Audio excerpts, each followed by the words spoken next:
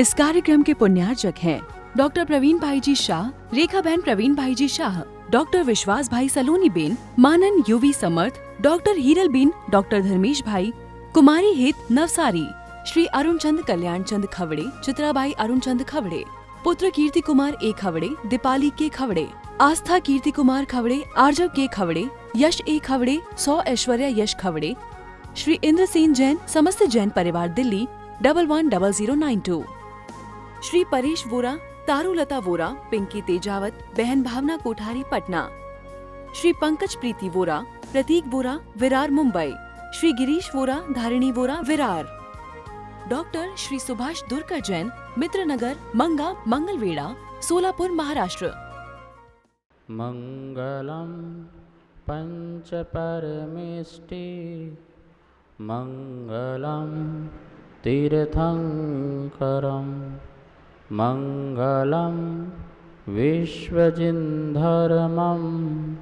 मंगलम वीरशासनम, मंगलम वीरशासनम, वंदितो सव्यसिद्धे ध्रुवमचलमणोभवं गतिं पते, वोक्षामि समय पाहुड मृण्मो सुध केवली भरिदम।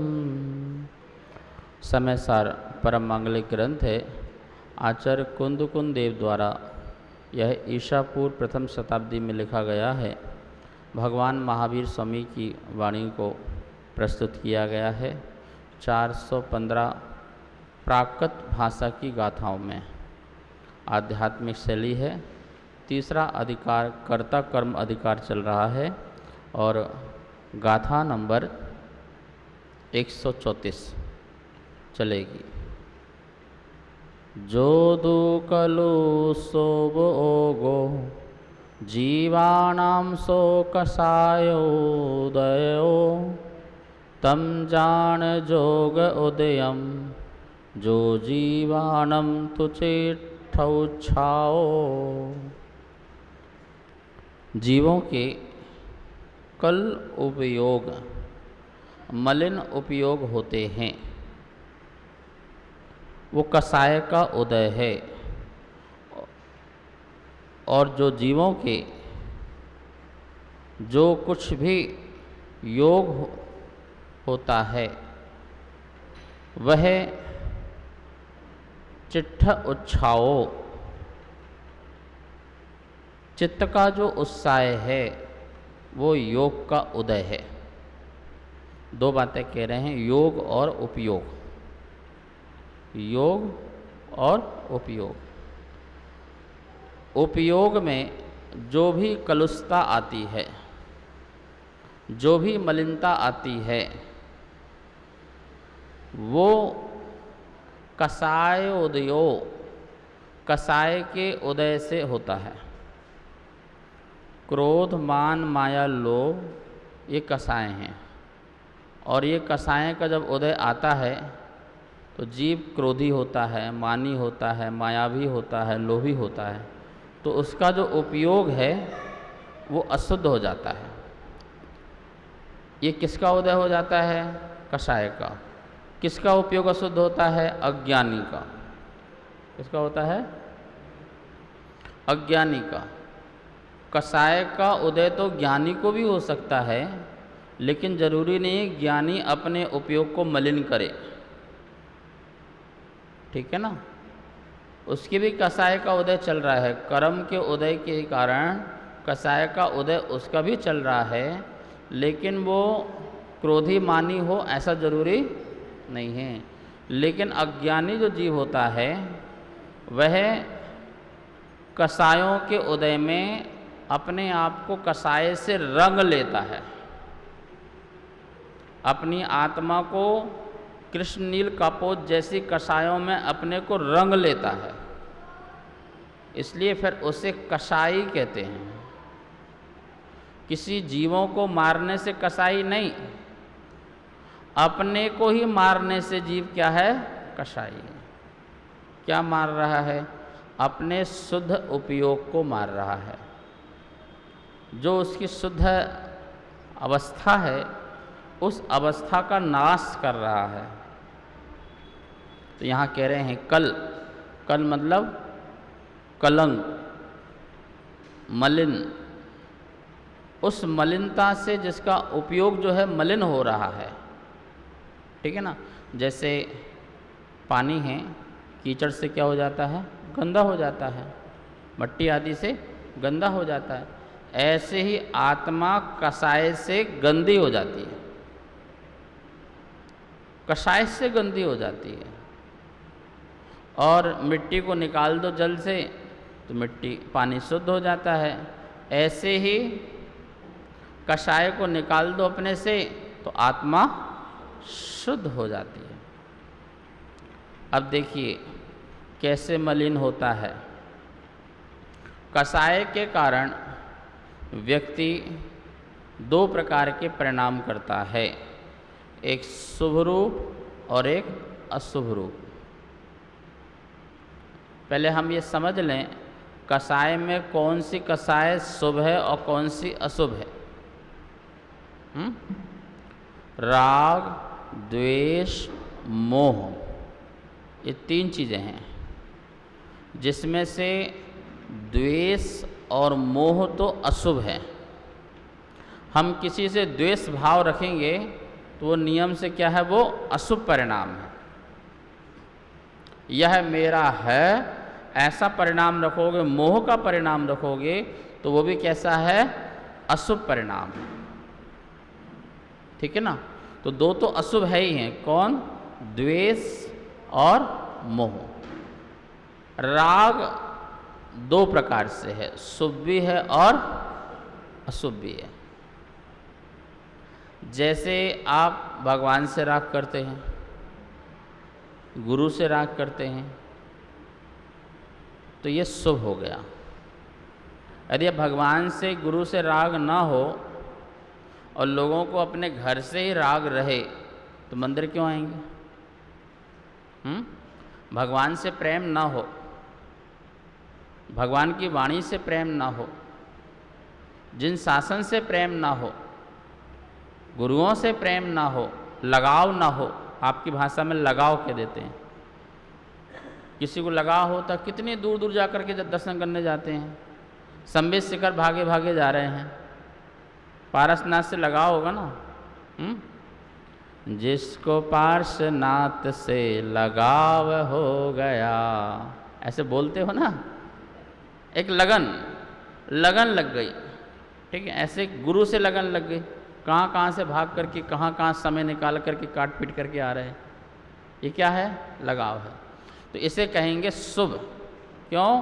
क्योंकि देव शास्त्र गुरु का जो लगाव है वो मेरे लिए कहीं ना कहीं कल्याण का कारक है। वो मुझे सही रास्ता बताएंगे, सच्चा रास्ता बताएंगे, क्या सही है ऐसा मुझे मार्गदर्शन करते रहेंगे। इसलिए उनका लगाव मेरे लिए हितकारी है, उपकारी है, कल्याणकारी है। इसलिए उस राग को भी शुभ राग कहा। शास्त्रीय भाषा में उसे प्रशस्त राग कहेंगे कि वो प्रशस्त राग है, ठीक है ना। अब माता पिता से लगाव है ना, मम्मी से लगाव है, पापा से लगाव है, पैसे से लगाव है, पद से लगाव है, प्रतिष्ठा से लगाव है, मकान से, दुकान से लगाव है। तो ये जो लगाव है इसमें तुम्हारा हित नहीं, इसमें तुम्हारा आत्मा का कल्याण नहीं है। तो इस राग को, इस प्रेम को, इस लगाव को अशुभ कहेंगे। क्या कहेंगे? शुभ वही है जो मेरे आत्मा की शुद्धि कराए, या शुद्धि में कारण बने, निमित्त बने, वो मेरे लिए शुभ है, और बाकी सब अशुभ है। अब माता पिता से राग रखोगे तो क्या होगा? स्वयं गड्ढे में गिरे और हमें भी स्वयं संसार में फंसे। तुम्हारी यदि इच्छा हुई गुड़िया, मम्मी मैं तो घर छोड़ना चाहती हूँ, माता जी बनना चाहती हूँ, तो बताओ ऐसी संसार की कौन सी माँ है जो ये कहे वाह क्या बात है बेटा, क्या उत्तम विचार है तुम्हारे। तथास्तु। नहीं कहेंगे ना, कहेंगे तथास्तु, तथास्तु कहेंगे ना। नहीं बैठो, तुम्हें पता नहीं है, तुम्हें कुछ मालूम नहीं है, तुम जानती नहीं हो, तुम बेवकूफ़ हो, अभी तुम्हें नॉलेज नहीं है, ज्ञान नहीं है, दुनियादारी जानी नहीं है, शांत रहो, अभी शादी करो, ब्याह करो, बाद में देखना। तो बोलो, तो कौन दुनिया के माता पिता हितकारी हैं ये बताओ, जो कहते हैं कि हमारा बच्चा सुखी रहे, लेकिन जब वो सुख के मार्ग को चुन रहा है तो कह रहे कि नहीं ये नहीं। तो जो जानबूझकर ही हमें दुख के गड्ढे में धकेल रहे हैं, संसार का जो गड्ढा है कैसा है, वो दुख का है ना। अच्छा बताओ, तुम ही बताओ, कौन से माता पिता सुखी हैं। और बच्चे ये दुख देख करके क्या बोलते हैं, महाराज जी आशीर्वाद दो, कुछ भी करें, मैं ऐसा कुछ करूं मेरे माता पिता सुखी रहें। ऐसा एक लक्ष्य बनाते हैं। लेकिन बेटा कोई किसी को सुखी कर ही नहीं सकता। किससे करोगे सुखी? धन से करोगे, दौलत से करोगे, मकान से करोगे, कपड़े से करोगे, आभूषण से करोगे, किससे सुखी करोगे? और क्या कमी है? और चलो ला के रख भी दें तो कैसे सुखी करोगे? जिस व्यक्ति को स्वयं ही सुखी नहीं होना है, चिंताओं से ग्रस्त रहना है, दिन रात 24 घंटे तनाव में रहना है, उसे तुम कहाँ सुखी कर पाओगे? और यदि कर पाते तो महापुरुषों को घर छोड़ने की आवश्यकता नहीं पड़ती, वो भी सुखी रहते और परिवार को भी क्या रखते। लेकिन उन्हें पता है हम भी ना सुखी और ना इन्हें भी सुखी रहना। अब जो माता पिता जान रहे हैं कि शादी ब्याह संसार ये वो सब, ये किसका कारण है? दुख का कारण। बच्चों को लौकिक शिक्षा के लिए कितना प्रयास कर रहे हैं, लेकिन सच ईमानदारी से बताओ, धार्मिक पढ़ाई के लिए माता पिता ने तुम्हारे लिए कितनी मेहनत करी है? कितनी मेहनत की है? तो तुम्हारी हितकारी कैसे हो सकती है जिसने मेहनत नहीं की है? हितकारी तो वो होंगी जो संसार के दुख से निकाल करके मुझे उत्तम सुख में रख दें, सर्वश्रेष्ठ सुख में रख दें। वो माता पिता हितकारी होंगे, वो सम्यक दृष्टि होंगे। लेकिन जो मात्र ये सोच रहे हैं कि बच्चा जो है ये करे, ये काम करे, वो काम करे, ये नौकरी करे, ये पैसा कमाए, ऐसा जाए, वहाँ जाए, ये करे, अब बताइए तो कैसे वो हितकारी हैं? नहीं है ना। तो उनके प्रति लगाव अशुभ है। कैसा है? कैसा है? हाँ, तुम वहाँ बैठी थी, यहाँ गई, हमें लग रहा तुम माता जी पर बैठने वाली हो। लगाव कम हो रहा है, कुर्सी से भी लोगों से भी होना चाहिए। अशुभ को छोड़ना है, यही बात कह रहे हैं कि अशुभ राग ज्ञानी आने पर भी फंसता नहीं है, और शुभ राग में भी ज्ञानी फंसता नहीं है, ज्ञाता दृष्टा रहता है। और अज्ञानी को जैसे ही अशुभ राग के कारण मिलते हैं वो उसमें भी बह जाता है, वो उसका कर्ता बन जाता है। और शुभ के भी आते हैं तो उसमें बह जाता है और उसका भी कर्ता बन जाता है। इस प्रकार उसका उपयोग मलिन हो जाता है, जिससे अपन कहते हैं शुभ उपयोग और अशुभ उपयोग। उपयोग का मतलब क्या? आत्मा के चैतन्य परिणाम। आत्मा के चैतन्य परिणाम को क्या कहते हैं? उपयोग कहते हैं।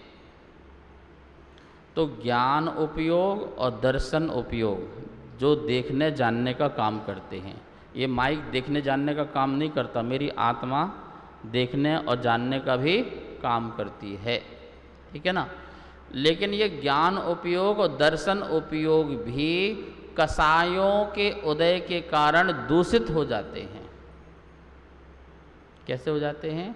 मेरा ज्ञान भी दूषित हो जाता है, मेरा दर्शन भी दूषित हो जाता है। ठीक है, तो ये शुभ और अशुभ उपयोग के कारण मेरा ज्ञान भी क्या हो गया? दूषित हो गया। जबकि ज्ञान का काम जानना था, निर्मल था, लेकिन क्रोध, मान, माया, लोभ, अज्ञानी के कर्म के उदय में वो इसी प्रकार से शुभ अशुभ परिणाम बनाता है। ये बात कही थी ना सुबह, अज्ञानी कर्म के बहाव में बहता है और ज्ञानी कर्म के बहाव में बहता नहीं है, कर्म को ही बहा देता है। ठीक है, अब ये हो गया उपयोग की मलिनता। तो राग, अशुभ राग, द्वेष अशुभ और मोह अशुभ, तीनों कैसे हैं? अशुभ हैं। राग में मात्र एक शुभ राग भी होता है, लेकिन शुभ राग और प्लस 3 अशुभ, ये चारों की चारों हमारे उपयोग को मलिन ही करते हैं। क्यों? क्योंकि चारों ही प्रकार के उपयोग आश्रव बंध के कारण हैं।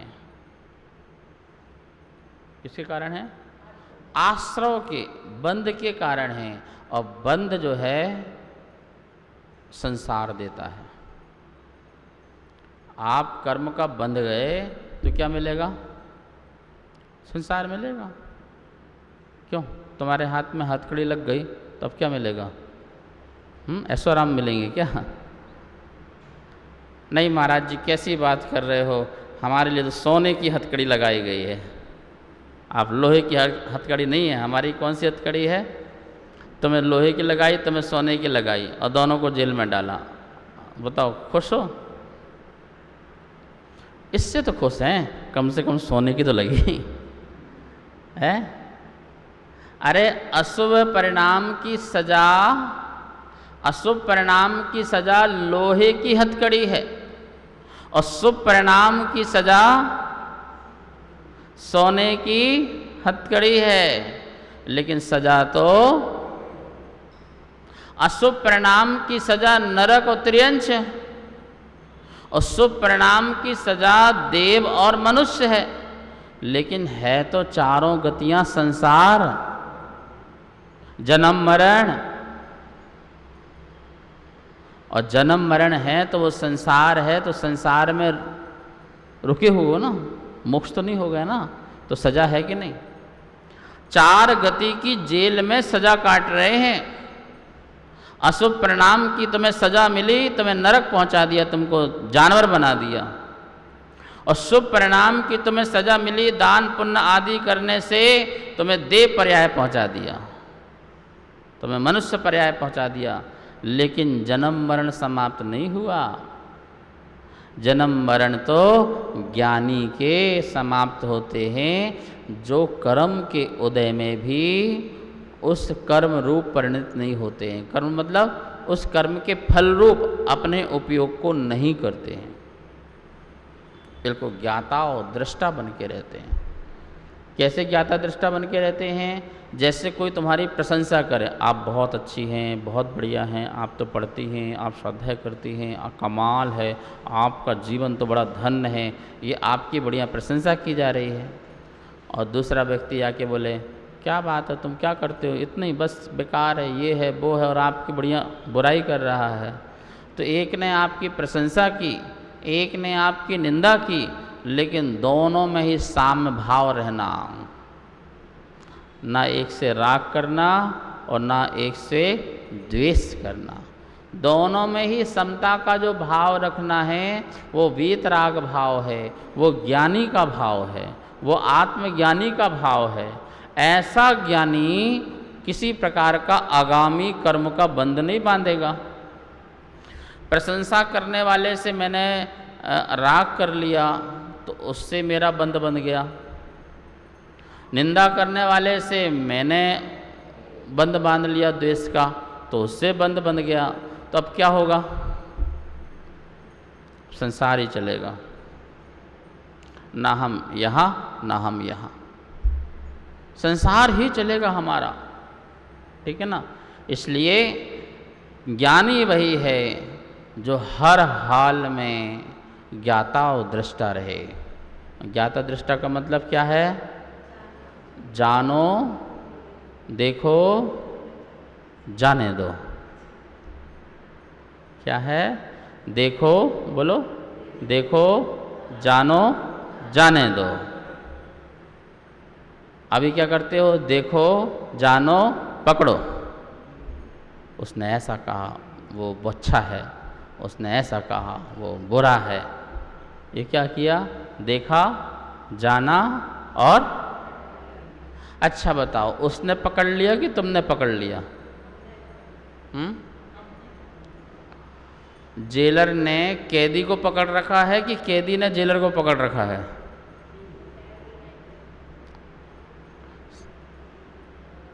चिंता किसको है? कैदी को है कि जेलर को है? अरे कैदी को पकड़ लिया और जेलर पकड़ के ले जा रहा है, तो चिंता किसको है? कैदी को है कि पकड़ के जो ले जा रहा उसको है? जो पकड़ के ले जा रहा है चिंता, तो बंद किसको है? बंधा कौन है? कैदी बंधा है कि जेलर बंधा है? कैदी तो निश्चिंत पड़ा हुआ है, पर भाई साहब एक एक क्षण में, ठीक है, भाग तो नहीं गया, कुछ कर तो नहीं रहा, कुछ कर तो नहीं रहा, तो बंधा कौन है? जेलर जो है वो बंधा हुआ है। समझ में आया ना? तो कोई वस्तु को हमको कोई वस्तु नहीं पकड़ती, कोई व्यक्ति हमको नहीं पकड़ता। हम ही अपनी राग द्वेष की बुद्धि से उसको, हम ही राग द्वेष की रस्सी से उसको बांध करके रख लेते हैं। और गजब की रस्सी है जो किसी को दिखती नहीं है। हाथ में कोई रस्सी बांधे तो पकड़ में आ जाओगे, रस्सी बांधी इसने, लेकिन राग की, द्वेष की ऐसी रस्सी है और बहुत लंबी है। कितनी लंबी है? तुम्हारा कोई रिश्तेदार यदि अमेरिका में बैठा हो तो हम उसको यहाँ से बांध के रखे हैं, है? वो रस्सी कितनी लंबी रस्सी है। अरे कितने भी किलोमीटर हो उससे कोई फर्क नहीं पड़ता है। हमारे बाप दादा चले गए, कई वर्ष बीत गए और न जाने कहाँ चले गए, हमें पता नहीं है, तब भी हम उससे आज तक अभी भी क्या हैं? बंधे हैं। या यूँ कहो हमने उन्हें बांध रखा है या हमें उन्हें बांध रखा। बताइए, हमें तो उन्हें नहीं बांधा, हम ही उनसे बंध रहे हैं। ठीक है? अब आपसे मेरा बोलते कि कोई कनेक्ट नहीं है, लेकिन आप मुझे राग से बांध रहे हैं, अपने आप मुझसे आप बंध रहे हैं, तो वो रस्सी किसको दिख रही है? वो आपको दिख रही है, वो आपके अनुभव में आ रही है। आप जान रहे हैं कि मैं इससे राग कर रहा हूँ, इससे द्वेष कर रहा हूँ, इससे मोह कर रहा हूँ। बस इसी को जानने का नाम साधना है। जब ये बात समझ में आ जाए कि मैं राग द्वेष मोह कैसे कैसे बांध रहा हूँ और उनको एक एक रस्सी को काटता जाऊँ, बस ज्ञानी बन गया। अब मैं कहीं रहूँ मुझे फर्क ही नहीं पड़ता, किसी के बीच में रहूँ मुझे कोई फर्क नहीं पड़ता, कोई मेरी बुराई करे तो फर्क नहीं पड़ता, कोई मेरी अच्छाई करे तो फर्क नहीं पड़ता। मैं तो देखूं, जानूं और जाने दूं। यही काम करना चाहिए ना। जैसे रेल में बैठते हो ना, कभी बैठे हैं, खिड़की से चीज़ें दिखती हैं भागती हुई, वो नहीं भाग रही, भाग तो हम रहे हैं। तो उसको क्या करते हैं अपन? देखो, जानो और ऐसे करते हो। क्या क्या क्या क्या क्या क्या ऐसे थोड़ी करते हो। वो तो एक बार जो देखा, जाना, और कौन उसकी याद करता है? देख भी लिया तो मैं तालाब देखे, पहाड़ देखे, लोग देखे, जानवर देखे, सब दिखते, मकान दुकान सब दिखते, और दिखते ही एकदम से चले जाते हैं, ना हम रोकते ना वो रोकते हैं। तो इसका मतलब है देखो, जानो और सुनो, वो तो जा ही रही है। वो तो जा ही रहा है, तुम उससे जाकर के मत चिपको, तुम भी उसको, ठीक है। ये है उपयोग। तो उपयोग लिखा है ना, क्या लिखा है, जोदु कलुस कलुस उपयोगो, क्या लिखा है, जोदु कलुस उपयोग। कलुस मतलब मलिनता, जो मलिन उपयोग जीवाणाम जीवों को होता है, सो कषाय उदयो, वह कषाय के उदय से होता है। पर किसको होता है? ज्ञानी को नहीं होता, अज्ञानी को होता है। कर्म के उदय में क्रोध मान माया लोभ नाम के जो कर्म हैं वो उदय में आते हैं, तो हमारा मन जो है मलिन हो जाता है, पर ज्ञानी का नहीं होता है, ठीक है। तम जान जोग उदयम सो जीवाणाम चिट्ठ उच्छाओ। सुनो, हमारे चित्त में हमारा जो द्रव मन है, हमारी जो काया है, इसमें उत्साह आता है, उत्साह उत्पन्न होता। वो किसके कारण? योग कर्म के उदय से। कौन से कर्म के उदय से? योग कर्म, नो कर्म आदि के उदय से, स्ट्रॉन्ग नो कर्म आदि के उदय से, योग के उदय से क्या होता है? हमारी आत्मा में उत्साह पैदा होता है। यह हमारे शरीर में क्या होता है? उत्साह। हमारे मन वचन काया में उत्साह पैदा होता है, ठीक है। तो जो वो उत्साह पैदा होता है वो भी तो कर्म के उदय से हुआ। लेकिन सच्चा उत्साह तो जब ज्ञानी को होता है अपने आत्म कल्याण करने के लिए, अपना आत्म दर्शन करने के लिए, अपना आत्म अनुभव करने के लिए। अज्ञानी को जो उत्साह पैदा हुआ है वो अशुभ करने के लिए। एक व्यक्ति को बहुत उत्साह है दुकान खोलने का, चलाने का, ग्राहकी पैसा कमाने का बड़ा उत्साह है, बड़ा जुनून है, तो ये जो उत्साह है ये तो अशुभ है। और ज्ञानी को भी वही उत्साह प्रकट हो रहा है, लेकिन मंदिर जाने का, पूजा पाठ करने का, स्वाध्याय करने का, मोक्ष मार्ग में बढ़ने का वो उत्साह है, ठीक है ना। तो अज्ञानी योग कर्म के उदय से उस उत्साह का कर्ता बनता है। ज्ञानी योग कर्म के उदय होने पर भी आत्मा में जो उत्साह पैदा होता है वो अपने आत्म कल्याण के लिए करता है, वो उसका कर्ता होता है। लेकिन योग के उदय से अपनी प्रवृत्ति नहीं करता है, अपने आत्म पुरुषार्थ की प्रवृत्ति से वह उत्साह अपने में पैदा करता है। शेष विषय कल। जा वाणी के ज्ञान से सूझे लोकालो, सो वाणी मस्तक धरूं सदा देत हों धो। हे जिन वाणी भारती तो हे जपो दिन रेन, जो तेरी शरणा धरे सो पावे सुख चैन। 9 बार नमोकार। इस कार्यक्रम के पुण्यार्चक थे डॉक्टर प्रवीण भाई जी शाह, रेखा बहन प्रवीण भाई जी शाह, डॉक्टर विश्वास भाई सलोनी बेन, मानन यूवी समर्थ, डॉक्टर हीरल बेन, डॉक्टर धर्मेश भाई, कुमारी हित नवसारी, श्री अरुण चंद कल्याण चंद खवड़े, चित्राबाई अरुण चंद खवड़े, पुत्र कीर्ति कुमार ए खवड़े, दीपाली के खवड़े, आस्था कीर्ति कुमार खवड़े, आर्जव के खवड़े, यश ए खवड़े, 100 ऐश्वर्या यश खवड़े, श्री इंद्र सेन जैन, समस्त जैन परिवार दिल्ली 110092, श्री परेश वोरा, तारुलता वोरा, पिंकी तेजावत, बहन भावना कोठारी पटना, श्री पंकज प्रीति वोरा, प्रतीक वोरा, विरार मुंबई, श्री गिरीश वोरा, धारिणी वोरा, विरार, डॉक्टर श्री सुभाष दुर्कर जैन, मित्रनगर, मंगा, मंगलवेड़ा, सोलापुर, महाराष्ट्र।